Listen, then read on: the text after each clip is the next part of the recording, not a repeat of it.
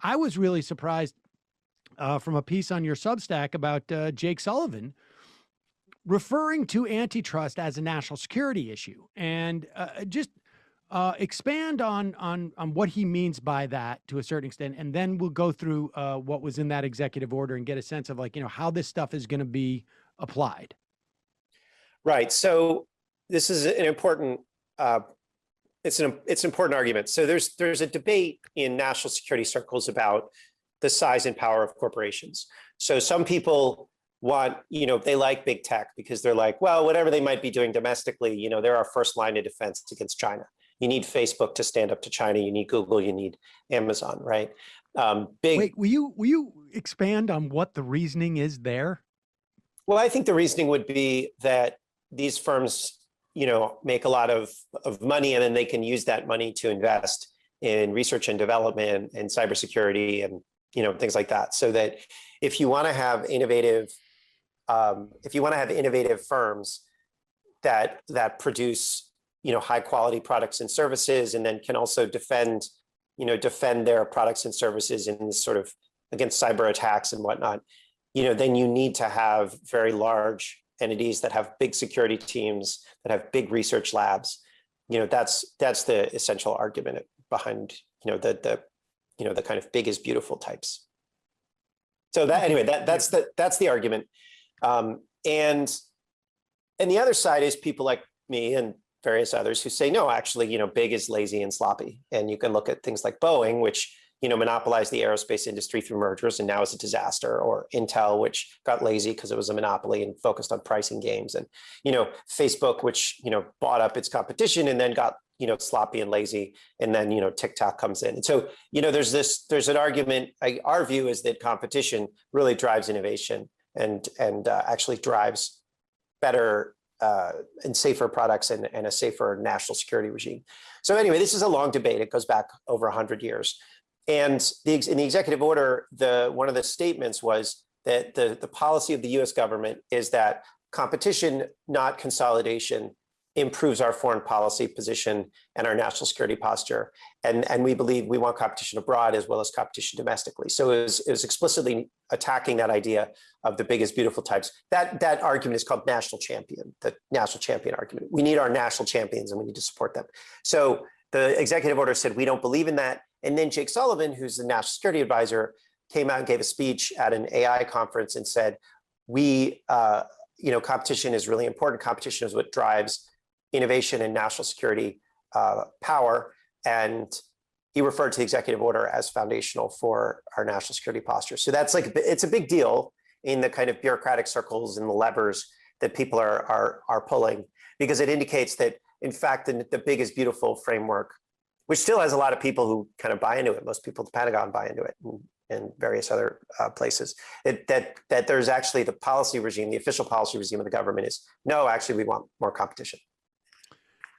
To what extent does, because when I think about what you've focused on over the past, I don't know, half dozen years or so in terms of writing, one of them is specifically antitrust. The other is supply lines Right. in terms relative to national security.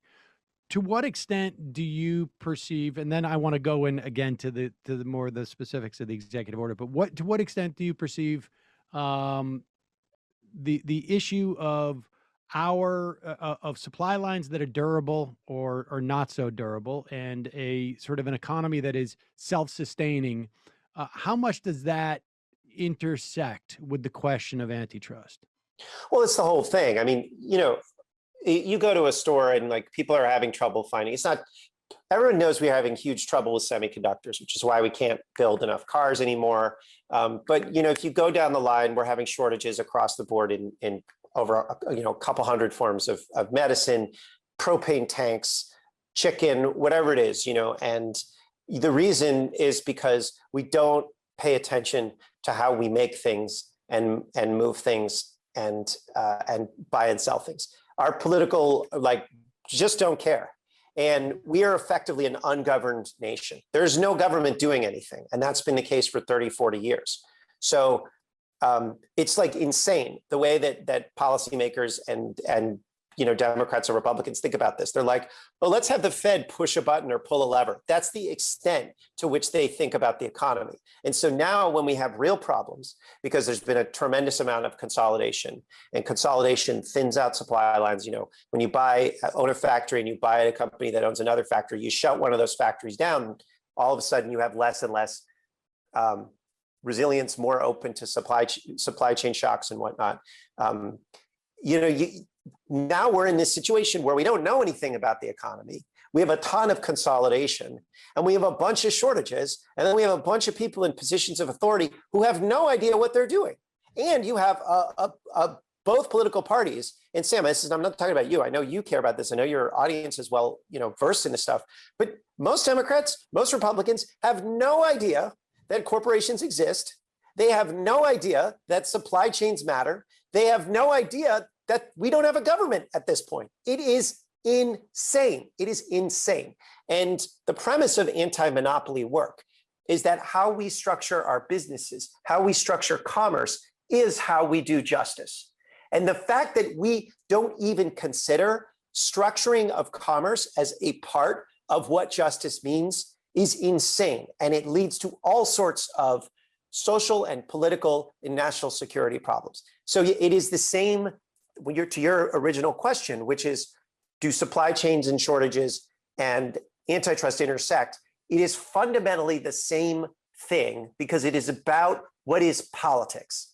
And we just don't consider the physical trading of stuff part of politics right now. That is crazy. It is crazy. It's hard to convey how crazy it is. Was that a function of essentially just sort of like the rise of sort of the Chicago School of Economics, this notion of laissez-faire, that you don't want the government involved in any type of perceived central planning, and so therefore we just we give corporations free rein and they'll take care of it, and as they pursue their best interest, it'll be the best thing for society. I mean, is that essentially an extension of that ideology? So that ideology is very powerful, and they developed the governing tools to actually instrumentalize the libertarian world that we're living in. But this ideology comes from the left, and that's what the left doesn't want to hear. The counterculture, a lot of the cultural, the attacks on governing institutions as irrelevant, and really thinking about our problems in America as resulting from culture, that is fundamentally the ideological framework that underpins libertarianism. And it underpins it on the left, and it underpins it on the right. The entire culture war is based on a libertarian understanding of what is politics. And that is a left-wing framework. There are, the right are the ones who kind of develop the tool set, but you talk to any number of Democrats and you bring up antitrust, you bring up monopoly, and they'll just look at you funny. Like, what does that have to do with politics? What does that have to do with anything?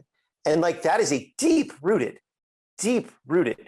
ideological framework. It took, a lot of training to get people to where they are now, and to not even see what is right in front of them. Folks, there's more of what you've just saw where that came from. That's if you hit the subscribe and like button. Thank you. Really, thank you.